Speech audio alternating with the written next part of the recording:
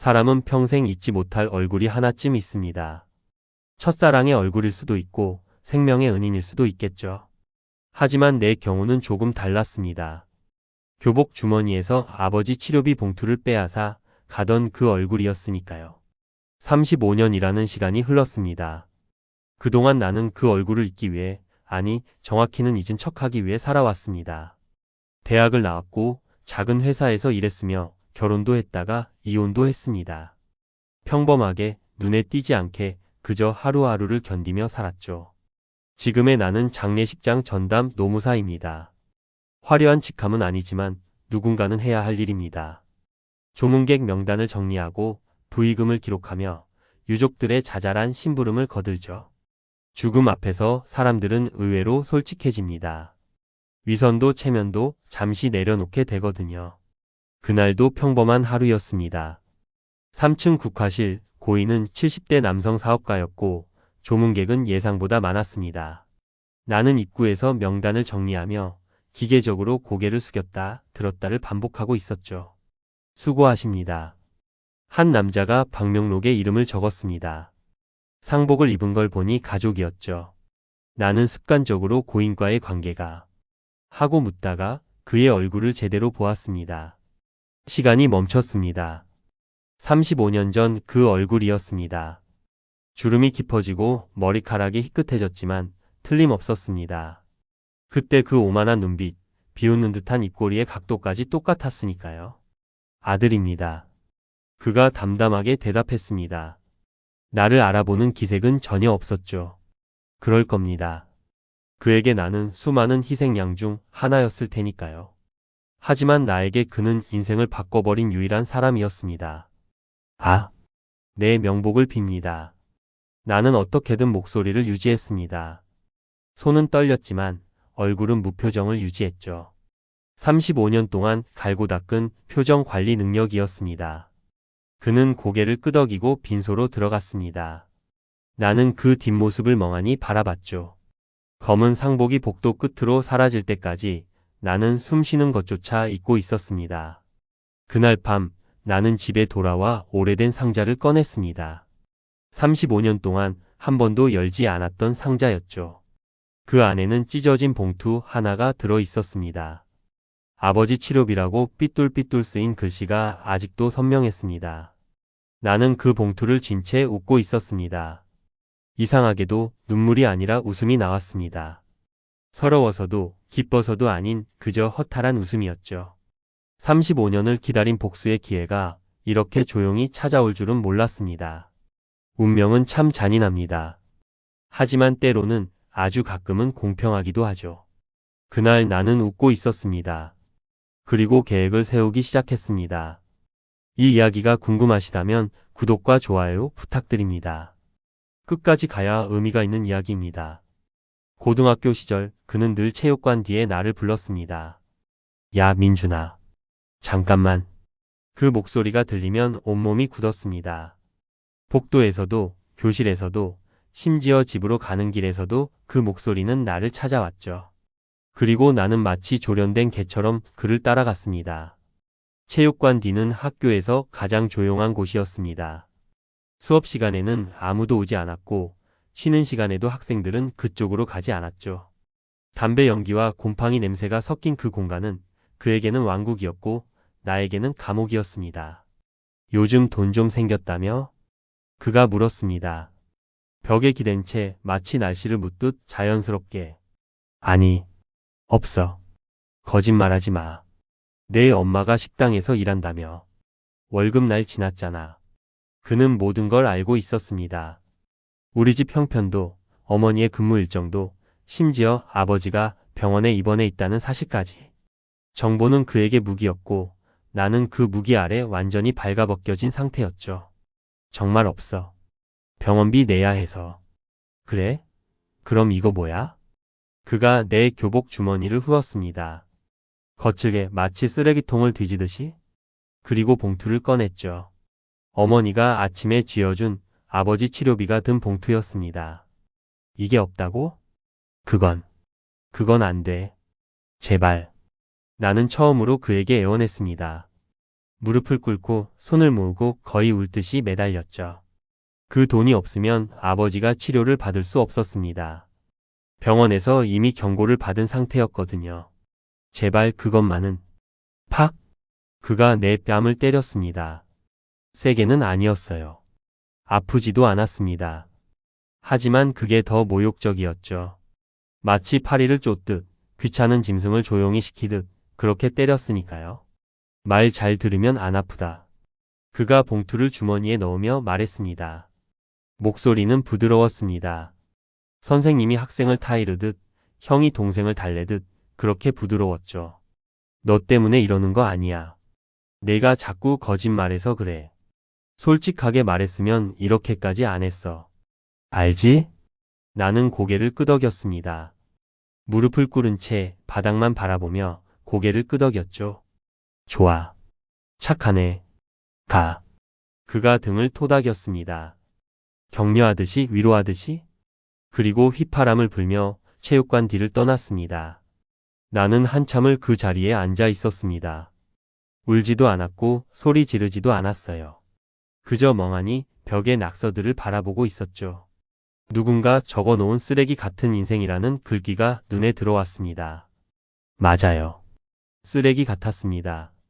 그날 집에 돌아가서 어머니에게 뭐라고 말했는지 기억나지 않습니다. 봉투를 잃어버렸다고 했던 것 같아요. 어머니는 울었고 나는 또 거짓말을 했습니다. 괜찮아, 내가 뭐라도 해볼게 라고. 하지만 괜찮지 않았습니다. 아버지는 그로부터 2주 후에 돌아가셨죠. 치료비를 못 내서 퇴원당한 지 나흘 만이었습니다. 장례식장에서 나는 또 체육관 뒤에 서 있는 기분이었습니다. 무릎을 꿇고 고개를 숙이고 아무 말도 하지 못한 채. 사람들은 위로의 말을 건넸지만 나는 그저 고개만 끄덕였죠. 그 뒤로 나는 다짐했습니다. 언젠가는 힘의 방향을 바꾸겠다고. 언젠가는 내가 서 있는 곳과 그가 무릎 꿇는 곳을 바꾸겠다고. 35년이 걸렸습니다. 하지만 이제 그 기회가 왔습니다. 이번에는 내가 체육관 뒤에 그를 부를 차례입니다. 아니, 더 조용한 곳으로. 사람들이 보지 않는 곳으로. 그가 나에게 했던 것처럼 천천히 소리 없이 무너뜨릴 겁니다. 말 잘 들으면 안 아플 거예요. 나는 복수를 꿈꾸지 않았습니다. 적어도 처음에는 그랬습니다. 아버지 장례식이 끝나고 고등학교를 겨우 졸업하고 어머니와 단둘이 남겨졌을 때 나는 그저 살아남는 것만 생각했죠. 복수는 사치였습니다. 당장 내일 먹을 밥을 걱정해야 하는 사람에게 과거는 너무 무거운 짐이었으니까요. 공부는 잘했습니다. 장학금으로 대학을 나왔고 야간 대학원에서 노동법을 전공했죠. 친구들은 대기업 인사팀이나 로펌으로 갔지만 나는 다른 길을 택했습니다. 노무사 사무실 문패를 걸던 날 어머니가 물으셨습니다. 이걸로 먹고 살 수 있겠니? 글쎄요. 해봐야 알겠죠. 큰 회사 가면 안정적일 텐데. 전 안정보다 필요한 곳에 있고 싶어요. 어머니는 더 이상 묻지 않으셨습니다. 그분은 알고 계셨죠. 내가 무엇을 찾고 있는지, 무엇과 싸우고 있는지. 나는 산재와 해고 사건만 골라 맡았습니다. 돈이 되는 일은 아니었어요. 의뢰인들은 대부분 가난했고 상대는 항상 거대한 회사였으니까요. 하지만 그게 좋았습니다. 그 싸움 속에서 나는 과거의 나를 조금씩 구해내고 있었으니까요. 첫 사건은 지금도 기억합니다. 50대 남성 노동자였습니다. 공장에서 손가락 2개를 잃었는데 회사는 본인 부주의라며 산재 신청조차 거부했죠. 그는 내 사무실에 와서 울었습니다. 선생님, 전 그냥 일하고 싶었을 뿐입니다. 손가락 2개 없어도 일할 수 있어요. 근데 회사에서 자르겠대요. 제가 뭘 잘못했습니까? 그 눈빛을 봤을 때 나는 35년 전 체육관 뒤에 내 모습을 떠올렸습니다. 무릎 꿇고 고개 숙이고 제가 뭘 잘못했습니까? 라고 묻던 그 모습을. 아무것도 잘못하지 않으셨습니다. 나는 그렇게 말했습니다. 그리고 3개월 동안 싸웠죠. 회사는 변호사를 3명이나 붙였고 나는 혼자였습니다. 하지만 이겼습니다. 산재를 인정받았고 보상금도 받아냈죠. 판결문을 받아든 그가 또 울었습니다. 이번에는 웃으면서. 고맙습니다, 선생님. 정말, 정말 고맙습니다. 나는 고개를 끄덕였습니다. 고맙기는요. 제가 더 고맙죠. 당신 덕분에 제가 조금 나아졌으니까요. 그 뒤로 비슷한 사건들이 이어졌습니다. 부당해고, 임금체불, 직장 내 괴롭힘. 약자를 숫자로 지우려는 회사들과 싸우면서 나는 조금씩 배웠습니다. 힘의 구조를, 권력의 논리를, 그리고 그것을 무너뜨리는 방법을. 동료들은 가끔 물었습니다. 왜 이런 일만 하세요? 기업 자문 같은 거 하면 돈 더 벌 텐데. 전 이게 좋아요. 뭐가요? 이기는 느낌이요. 사실 돈도 필요했습니다. 어머니 병원비도 있었고 사무실 월세도 내야 했으니까요. 하지만 매달 통장에 남는 돈보다 의뢰인이 웃으며 악수를 청할 때의 그 느낌이 더 소중했습니다. 나는 복수를 꿈꾸지 않았습니다. 정말로요. 하지만 거짓말이기도 했죠. 매 사건마다 나는 그 얼굴을 떠올렸으니까요. 체육관 뒤에서 봉투를 빼앗아 가던, 말 잘 들으면 안 아프다고 속삭이던 그 얼굴을. 의뢰인들을 도우면서 나는 생각했습니다. 만약 그때 누군가 나를 도와줬다면, 만약 힘없는 나를 대신해 싸워줄 누군가 있었다면, 아버지는, 어머니는, 그리고 나는 다른 인생을 살 수 있지 않았을까. 그래서 나는 이 일을 계속했습니다. 복수가 아니라 구원으로. 타인을 구하면서 과거의 나를 조금씩 용서하면서. 그렇게 35년이 흘렀습니다. 그리고 장례식장에서 그를 다시 만났을 때 나는 깨달았습니다. 내가 선택한 이 길이 결국 복수를 위한 준비였다는 것을. 사람을 무너뜨리는 방법을 배우고 권력의 약점을 찾아내고 법의 틈새를 파고드는 기술을 익히는 과정이었다는 것을. 이제 준비는 끝났습니다. 이번에는 내 차례입니다. 어느 날 한 물류회사 산재 사건이 들어왔습니다. 선생님 도와주세요. 40대 중반쯤 되어 보이는 남자였습니다. 오른쪽 다리를 절뚝이며 들어와 의자에 앉았죠. 손에는 두툼한 서류 봉투가 들려 있었습니다. 무슨 일이신지 말씀해 보세요. 저 물류센터에서 일했습니다. 3년 정도요. 그런데 지난달에 지게차에 치여서. 그가 바지를 걷어 올렸습니다. 무릎 아래로 아직 아물지 않은 상처가 선명했어요. 수술 자국도 보였습니다. 병원에서 6개월은 쉬어야 한대요. 근데 회사에서 산재 처리 안 해주고 저보고 그냥 그만두래요. 퇴사 서류는 쓰셨습니까? 네. 안 쓰면 한 푼도 못 받는다고 해서. 전형적인 패턴이었습니다. 산재를 자발적 퇴사로 위장해서 회사는 책임을 피하고 노동자는 아무 보상도 받지 못하는. 나는 수십 건의 비슷한 사건을 처리해 왔죠. 서류 좀 볼까요? 그가 봉투를 건넸습니다. 나는 하나씩 펼쳐보기 시작했어요. 퇴사 동의서, 합의서, 회사 측 진술서. 모두 치밀하게 준비된 문서들이었습니다. 그리고 마지막 장을 넘기는 순간 숨이 멎었습니다. 대표이사 강태준. 그 이름. 펜을 쥔 손이 떨렸습니다. 심장이 빠르게 뛰기 시작했죠. 35년 동안 잊으려 했던, 아니 잊을 수 없었던 그 이름이 지금 내 눈앞에 있었습니다. 선생님? 의뢰인이 걱정스럽게 물었습니다. 나는 천천히 고개를 들었어요. 아, 죄송합니다. 계속하시죠. 이 회사가 좀 유명한가 봐요. 다른 노무사들한테도 갔었는데 다들 어렵다고 하더라고요. 왜요? 돈이 많대요. 변호사도 여럿 두고 있고. 전에도 비슷한 사건이 몇 번 있었는데 전부 회사가 이겼다고. 나는 서류를 다시 들여다봤습니다. 이번에는 감정을 배제하고 노무사로서 냉정하게 분석했죠. 회사는 준비가 철저했습니다. CCTV 영상은 사고 당일분만 삭제됐고 동료 직원들의 진술은 모두 부주의한 사고로 일치했어요. 심지어 의뢰인이 작성한 것처럼 꾸민 사고 보고서까지 있었습니다. 이 보고서 본인이 쓴 거 맞습니까? 아니요. 관리자가 써주고 서명만 하래서. 다른 직원들 진술도 사실과 다릅니까? 네. 저 사고 났을 때 반장님이 바로 옆에 계셨거든요. 지게차 속도 위반인 거 다 봤어요. 근데 지금은 모른다고. 협박이라도 받으셨습니까? 직접적으로는 아니지만 분위기가 그랬어요. 회사 편 들지 않으면 같이 잘릴 거라고. 나는 고개를 끄덕였습니다. 완벽한 시스템이었어요. 증거를 지우고 증인을 겁주고 서류로 빈틈없이 막는 오랜 시간 갈고 닦은 기술이었죠. 그리고 문득 깨달았습니다. 이게 처음이 아니라는 것을. 강태준은 35년 전에도 이렇게 했었다는 것. 증거를 남기지 않고 목격자를 입막음하고 피해자를 고립시키는 방식. 체육관 뒤에서 나를 무너뜨렸던 그 방법을 이제는 회사 대표로서 시스템화한 것뿐이었습니다. 선생님, 이거 이길 수 있을까요? 의뢰인이 조심스럽게 물었습니다. 눈빛에 두려움과 기대가 섞여 있었죠. 나는 잠시 생각했습니다. 이 사건을 맡으면 35년 만에 그와 정면으로 마주하게 됩니다. 법정에서 서류로 증거로 맞서야 하죠.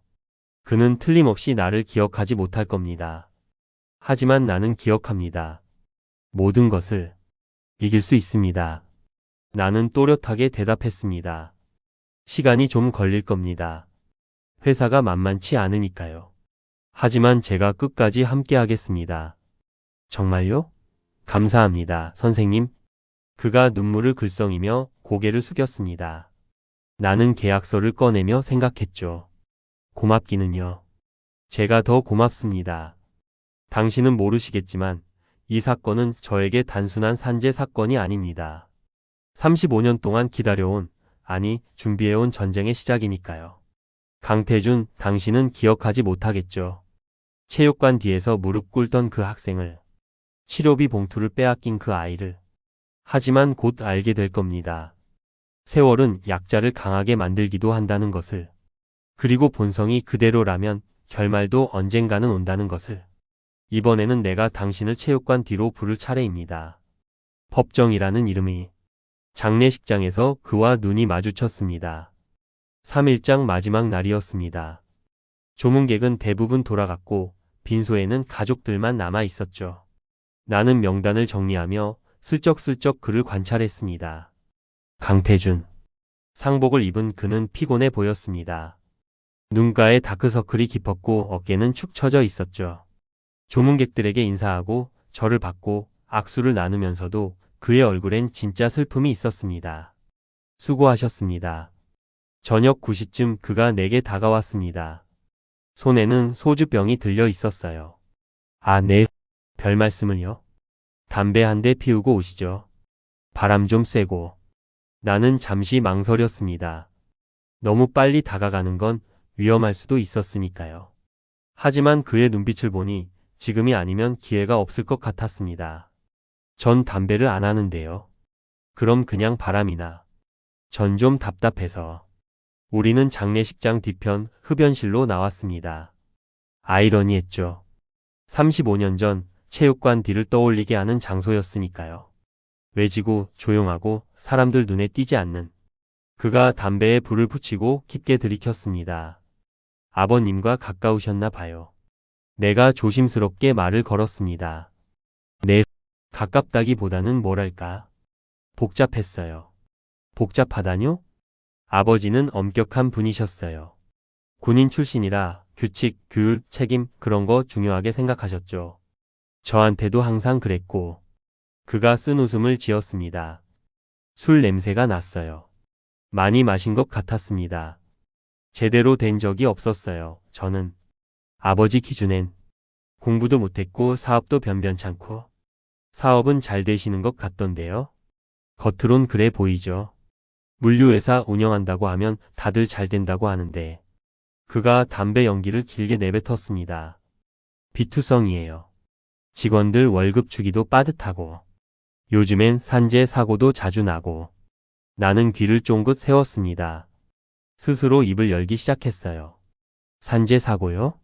네, 지난달에도 한 건 있었어요. 지게차 사고. 직원이 다쳤는데. 많이 다치셨나요? 다리 골절이요. 수술했는데 회사 사정이 안 좋아서 산재 처리는 못하고. 그가 말끝을 흐렸습니다. 조금 불편한 표정이었죠. 힘드시겠네요, 대표님으로서. 힘들죠. 근데 어쩌겠어요. 회사 돌리려면 어쩔 수 없는 선택도 해야죠. 아버지는 그런 거 이해 못 하셨어요. 끝까지. 아버님이 뭐라고 하셨는데요? 마지막으로 병문안 왔을 때, 돌아가시기 일주일 전이었나. 넌 아직도 비겁하게 사느냐고 하시더라고요. 강태준이 소주를 한 모금 마셨습니다. 손이 미세하게 떨렸어요. 비겁하게. 그게 아버지가 저한테 한 마지막 말이었어요. 침묵이 흘렀습니다. 나는 아무 말도 하지 않았죠. 그저 듣고 있었습니다. 학창 시절부터 그랬어요. 저는 항상 뭔가 부족한 아들이었죠. 공부도 못하고 운동도 못하고. 그래서 뭐라도 증명하려고. 나름대로 방법을 찾았는데. 어떤 방법이요? 별거 아니에요. 그냥 애들 사이에서 인정받으려고 했던 거죠. 지금 생각하면 부끄러운 짓들이지만 그가 담배를 비벼 껐습니다. 왜 이런 얘기를 하는지 모르겠네요. 처음 보는 분한테 괜찮습니다. 힘드실 때니까요. 그러게요. 아버지 장례식인데 슬프기보다는 홀가분한 기분도 들어요. 이상하죠? 이상하지 않습니다. 나는 그렇게 말했습니다. 목소리는 차분했지만 속으로는 온갖 감정이 소용돌이치고 있었죠. 그는 나를 알아보지 못했습니다. 35년 전 체육관 뒤에서 무릎 꿇게 만들었던 그 학생을 치료비를 빼앗았던 그 아이를 기억조차 하지 못했습니다. 그게 오히려 완벽했죠. 기억하지 못하는 사람은 가장 방심하니까요. 경계하지 않으니까요. 그리고 방심한 사람은 스스로 약점을 드러내니까요. 참, 성함이 어떻게 되세요? 그가 물었습니다. 김민준입니다. 아, 김 선생님. 오늘 수고 많으셨어요. 장례 끝나고 정산할 때 따로 챙겨 드릴게요. 아닙니다. 제 일일 뿐이에요. 그래도요. 덕분에 마음 편하게 보낼 수 있었어요. 그가 악수를 청했습니다. 나는 그 손을 잡았죠. 35년 만의 접촉이었습니다. 그의 손은 따뜻했습니다. 내 손은 차가웠고요. 우리는 잠시 악수를 나눴고 그는 다시 빈소로 돌아갔습니다. 나는 한참을 그 자리에 서 있었습니다. 손을 내려다보며 생각했죠. 이 손으로 35년 전 빼앗긴 모든 것을 되찾을 수 있을까? 아버지의 치료비를, 어머니의 눈물을, 내 무릎 꿇었던 그 시간들을. 아니, 되찾는 게 아니었습니다. 갚아주는 거죠. 이자까지 붙여서. 천천히 소리 없이 그가 알아채지 못하게. 요즘은 서류만 잘 만들면 다 해결돼. 강태준이 웃으며 말했습니다. 우리는 장례식이 끝난 지 일주일 후 다시 만났습니다. 이번에는 그가 먼저 연락을 해왔죠. 김 선생, 식사나 한번 하시죠. 지난번에 신세를 졌는데 나는 승낙했습니다. 거절할 이유가 없었어요. 오히려 기회였으니까요. 고급 일식집이었습니다. 개인실로 안내받았고 그는 이미 와 있었죠. 테이블 위에는 사케병이 놓여 있었습니다. 바쁘실 텐데 와주셔서 감사합니다. 별 말씀을요. 아버지 장례 때 많이 도와주셨잖아요. 제대로 인사도 못 드렸고. 그가 술을 따랐습니다. 나는 받았어요. 사업은 잘 되시나 봐요. 내가 자연스럽게 물었습니다. 뭐 겉으로는 그래 보이죠. 물류 쪽이 요즘 잘 나가기도 하고 힘든 일도 많으시겠어요. 많죠. 특히 인력 관리가. 그가 술을 한 잔 비우고는 말을 이었습니다. 요즘 직원들은 권리만 주장하잖아요. 조금만 다쳐도 산재, 조금만 힘들어도 과로. 회사 사정은 생각 안 하고. 그래도 다치면 책임져야 하는 거 아닙니까? 그렇긴 한데 현실적으로 어렵죠. 보험료도 올라가고 평판도 나빠지고. 나는 고개를 끄덕이며 들었습니다. 그는 계속 말을 이어갔어요. 그래서 요즘은 서류만 잘 만들면 다 해결돼요. 서류요? 네. 사고가 나면 바로 합의서 쓰게 하는 거죠. 자발적 퇴사로. 그럼 회사도 직원도 깔끔하게 정리되고. 그의 목소리에는 자신감이 묻어났습니다. 마치 비즈니스 노하우를 공유하듯이. 직원들이 동의합니까? 처음엔 안 하죠. 근데 설득하면 돼요. 산재 신청하면 시간 오래 걸리고 회사랑 싸워야 하고 결국 받는 것도 별로 없다고. 차라리 지금 돈 받고 나가는 게 낫다고. 실제로 그런가요? 뭐가요? 산재 신청해도 받는 게 별로 없다는 게. 강태준이 잠시 멈칫했습니다. 그리고 웃었어요. 아, 그건 그냥 그렇게 말하는 거죠. 실제론 산재 처리하면 회사가 손해니까. 나는 술을 마시며 그를 바라봤습니다. 그는 전혀 경계하지 않고 있었어요. 다른 회사들도 다 이렇게 하나요? 많이 하죠. 안 하는 회사가 이상한 거예요. 특히 물류, 건설 쪽은 거의 다. 직원들이 문제 제기하며 그럴 땐 좀 더 강하게 나가야죠. 그가 술을 한 잔 더 마셨습니다. 점점 말이 많아지고 있었어요. 다른 직원들 앞에서 본때를 보여주는 거예요. 이렇게 되면 안 좋다는 걸. 그럼 나머지는 조용해지죠. 협박인가요? 협박까지는 아니고 경고? 분위기 조성이랄까? 나는 핸드폰을 테이블 위에 올려놨습니다. 화면이 꺼진 상태로.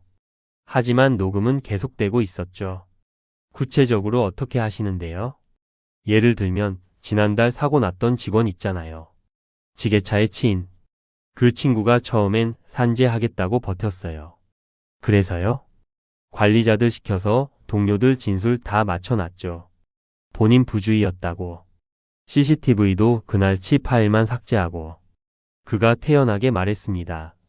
범죄를 고백하는 게 아니라 업무 처리 방식을 설명하듯이. 그래도 증거 남으면 위험하지 않나요? 그래서 합의서를 쓰게 하는 거죠. 자발적으로 퇴사하며 회사에 어떤 책임도 묻지 않는다는 내용으로. 그거 한 장이면 끝이에요. 강제로 쓰게 하는 건 아니고요. 강제까지는 뭐 안 쓰면 한 푼도 못 받는다고는 하죠. 그럼 다들 씁니다. 나는 침착하게 다음 질문을 했습니다. 이런 일이 자주 있나요? 1년에 서너 건? 작년엔 5건이었나? 다 이런 식으로 정리했어요. 깔끔하게. 그는 전혀 죄책감이 없어 보였습니다. 오히려 능숙한 경영자처럼 자랑스러워하는 것 같았죠. 김 선생도 사업하시면 알 거예요. 이상과 현실은 다르다는 거. 법 다 지키면서 회사 못 돌려요. 그래도 선은 있어야 하지 않나요? 선요? 선은 뭐 사람 죽이거나 그러진 않잖아요. 나는 잠시 침묵했습니다. 그 말에 35년 전이 떠올랐으니까요. 사람 죽이진 않았다. 맞아요. 직접 죽이진 않았죠. 하지만 아버지는 돌아가셨습니다. 치료비가 없어서. 그가 빼앗아간 그 돈이 없어서. 김 선생 괜찮아요? 얼굴이 안 좋은데. 아, 네. 괜찮습니다. 너무 무거운 얘기했나? 죄송합니다. 오늘은 즐겁게 먹으려고 했는데. 그가 다시 술을 따랐습니다. 근데 김 선생은 무슨 일 하세요? 장례식장 일만 하시는 건 아니실 텐데. 노무사입니다. 순간 강태준의 손이 멈췄습니다. 노무사요? 네. 주로 산재, 부당해고 같은 거 다룹니다. 그의 얼굴이 굳었습니다. 방금까지의 여유가 사라졌죠. 그럼 방금 제가 한 얘기들 다 들었습니다. 그리고 녹음도 했고요. 나는 핸드폰을 들어 보였습니다. 녹음 앱이 작동 중이었어요. 강태준이 벌떡 일어났습니다. 이게 무슨... 당신 지금 나 함정에 빠뜨린 거예요? 함정이 아닙니다. 당신이 스스로 말한 거죠. 녹음은 불법이잖아. 대화 당사자 간 녹음은 합법입니다. 그리고 범죄 증거 확보 목적이라면 더더욱. 그가 핸드폰을 빼앗으려 했습니다. 하지만 나는 이미 한 발 물러나 있었어요. 소용없습니다. 이미 클라우드에 백업됐으니까요. 이 새끼가. 강태준의 얼굴이 일그러졌습니다. 35년 전 체육관 뒤에서 봤던 그 표정이었죠. 나는 그를 몰아붙이지 않았습니다. 그럴 필요가 없었어요. 그는 이미 스스로 무너지고 있었으니까요. 모든 말이, 모든 자백이, 모든 증거가 녹취되어 있었습니다. 다음 재판 때 뵙겠습니다. 나는 자리에서 일어났습니다. 아, 식사 비용은 제가 계산하겠습니다. 좋은 증거 주셔서 감사합니다. 그는 결국 화를 냈습니다. 소송이 시작된 지 2달째였습니다. 증거 조사가 진행되면서 강태준의 회사는 조금씩 궁지에 몰리고 있었죠. 삭제됐다던 CCTV 영상의 백업본을 찾아냈고 입막음당했던 동료 직원의 증언도 확보했습니다. 그가 먼저 연락을 해왔습니다. 김 선생, 한번 만나서 얘기 좀 합시다. 목소리는 차분했지만 억눌린 분노가 느껴졌어요. 무슨 이야기요? 만나면 합니다. 혼자 오세요. 장소는 그의 회사 사무실이었습니다. 저녁 7시 직원들이 모두 퇴근한 시간이었죠. 나는 혼자 갔습니다. 위험할 수도 있다는 걸 알았지만 오히려 그게 필요했어요. 그의 본성을 끄집어내려면 그가 안전하다고 느껴야 했으니까요. 사무실은 넓었습니다. 하지만 어두웠죠. 대표실 하나만 불이 켜져 있었어요. 들어오세요. 강태준이 책상에 앉아 있었습니다. 앞에는 서류들이 쌓여 있었고 소주병도 보였습니다. 앉으시죠. 서서 얘기하는 게 편한데요. 그래요. 그가 일어났습니다. 나와의 거리를 좁히며 천천히 다가왔죠. 김 선생, 이 사건 좀 정리합시다. 정리요? 합의금 드리겠습니다. 의뢰인한테 3천만 원. 선생님께도 따로 1천만 원. 거절하겠습니다. 왜요? 재판 가봤자 시간만 오래 걸립니다. 이렇게 빨리 끝내는 게 서로 좋지 않겠어요. 의뢰인은 돈이 아니라 진실을 원합니다. 진실? 강태준이 비웃었습니다. 진실이 뭡니까, 김 선생? 회사는 힘들고 직원은 다쳤고 서로 먹고 살기 어려운 거. 그게 진실 아닙니까? 법정에서 누가 이기든 결국 변호사들만 배불리는 거 아닙니까? 그렇게 생각하시면 처음부터 제대로 하셨어야죠. 제대로? 그의 표정이 굳었습니다. 산재 처리하고 보상하고 회사가 책임지는 거. 그게 제대로 하는 거 아닙니까? 김 선생은 회사 운영해 보셨어요. 직원 100명 먹여 살려 보셨어요. 못 해봤습니다. 하지만 사람 다치게 해놓고 책임 안 지는 것보다는 낫죠. 뭐라고요? 강태준의 목소리가 낮아졌습니다. 위협적으로. 저는 노무사입니다. 법대로 하는 게 제 일이고요. 법이 뭔지 알기는 해요? 그가 한 걸음 더 다가왔습니다. 이제 두 팔걸이밖에 안 남았어요. 법은 힘 있는 사람 편입니다. 내가 변호사 3명 붙이면 당신 혼자서 뭘 어떻게 하겠어요? 해보면 알겠죠. 정말 끝까지 가시겠다는 겁니까? 네. 순간 그의 손이 움직였습니다. 내 멱살을 잡았습니다. 35년 전처럼. 당신 지금 날 가지고 노는 거죠? 목소리가 떨렸습니다. 분노로. 그의 얼굴이 가까이 보였어요. 핏발선 눈, 일그러진 입, 드러난 이빨. 처음 봤을 때부터 뭔가 이상했어요. 장례식장에서. 너무 친절하더라고, 이상하게. 그의 숨이 거칠어졌습니다. 너 아직도 그때 일 기억해? 나는 대답하지 않았습니다. 그저 그의 눈을 똑바로 봤죠. 체육관 뒤에서 돈 뺏긴 거. 그것 때문에 이러는 거 맞죠? 대답 안 해? 그가 나를 벽으로 밀었습니다. 등이 벽에 부딪혔어요. 35년 전처럼. 그때도 이랬잖아. 멍하니 쳐다만 보고. 아무 말도 못하고.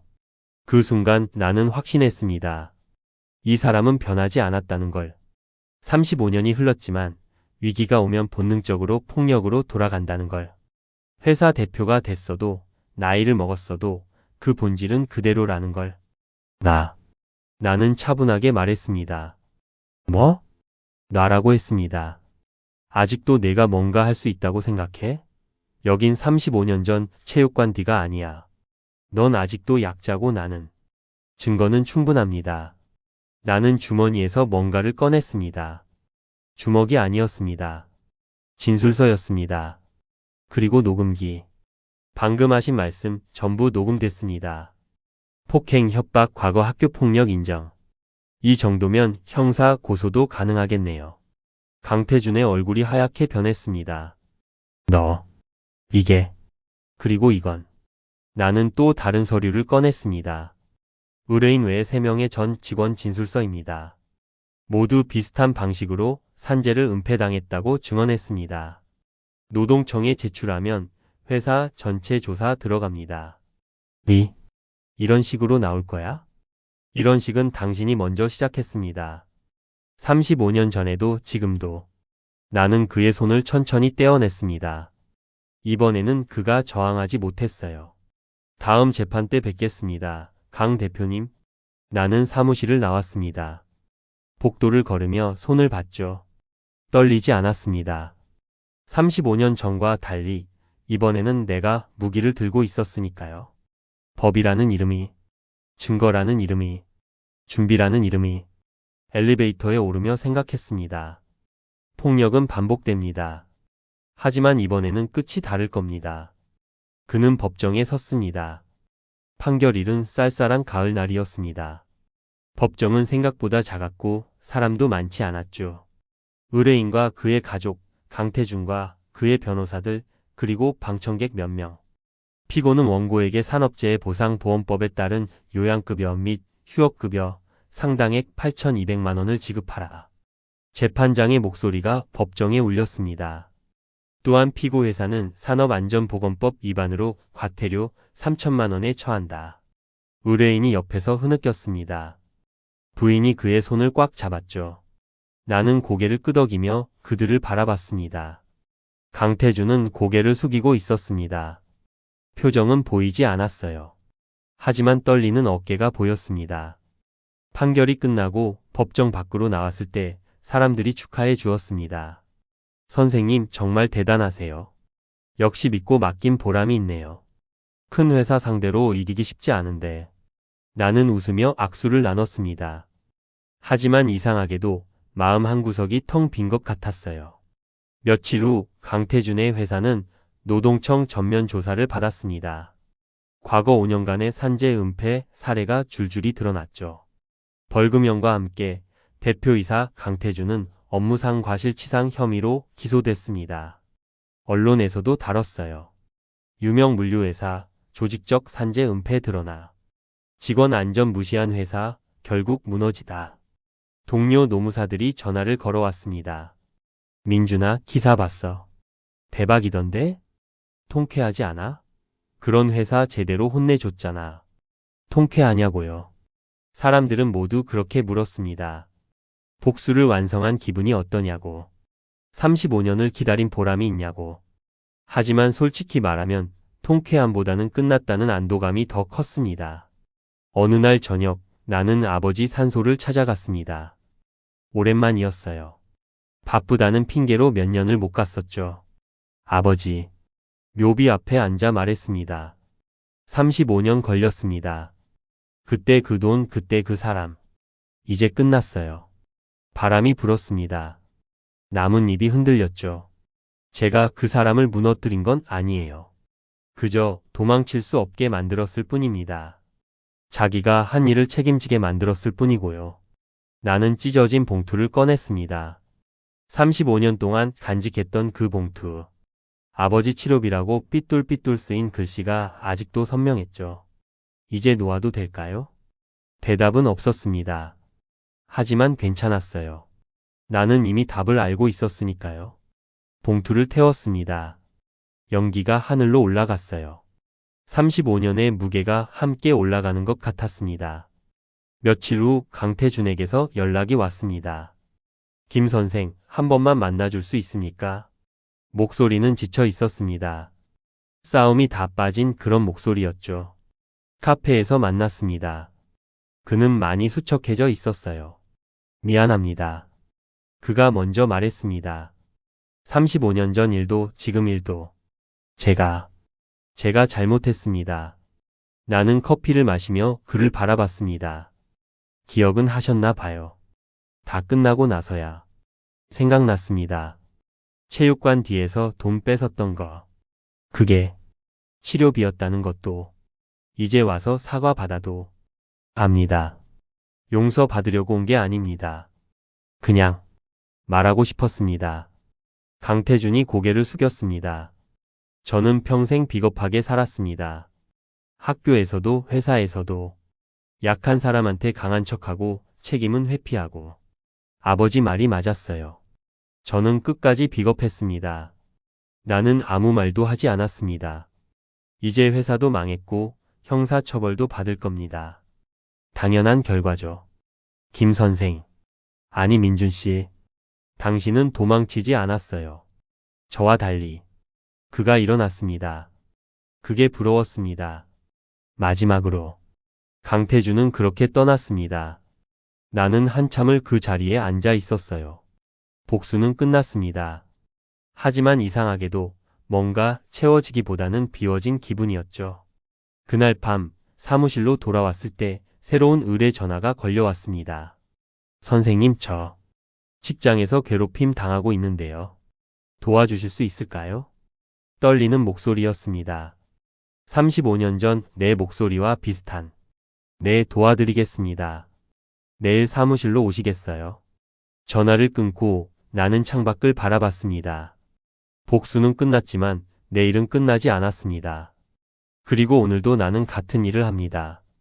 누군가의 침묵이 또 다른 폭력이 되지 않도록. 누군가 체육관 뒤에서 무릎 꿇지 않도록. 나는 더 이상 도망치지 않습니다. 그리고 다른 사람들도 도망치지 않게 돕습니다. 그게 내가 찾은 복수보다 나은 것이었습니다. 이 이야기를 끝까지 함께 해주셔서 감사합니다. 구독과 좋아요는 더 많은 이야기를 만드는 힘이 됩니다.